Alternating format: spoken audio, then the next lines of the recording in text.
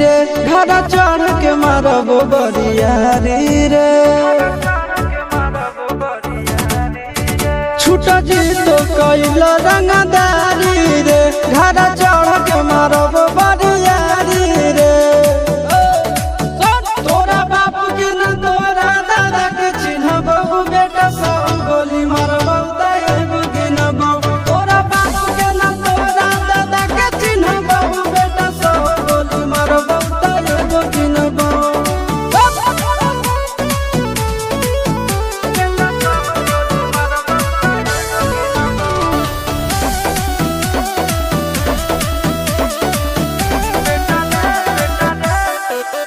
बेटा रे काटा से ठोक देबो चिमनी के भाटा में झोंक देबो देखबो कवन बाप बचैतौ तोरा प्रशासन के गाड़ी भी रोक देबो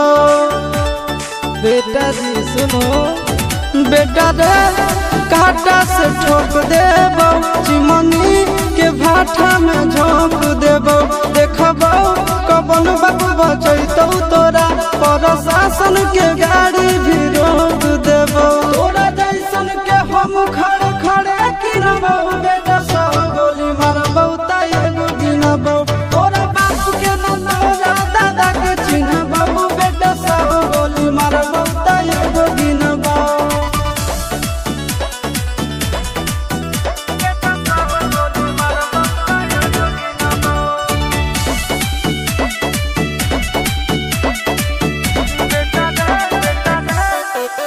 बेटा रे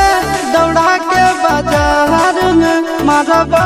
गोली तोर कपार में रंगदारी जे करम भी बिहार में गड़ देबो गंगा जी किनार में इतना मार पड़तो ना बेटा बेटा रे दौड़ा के बाजार में मारबो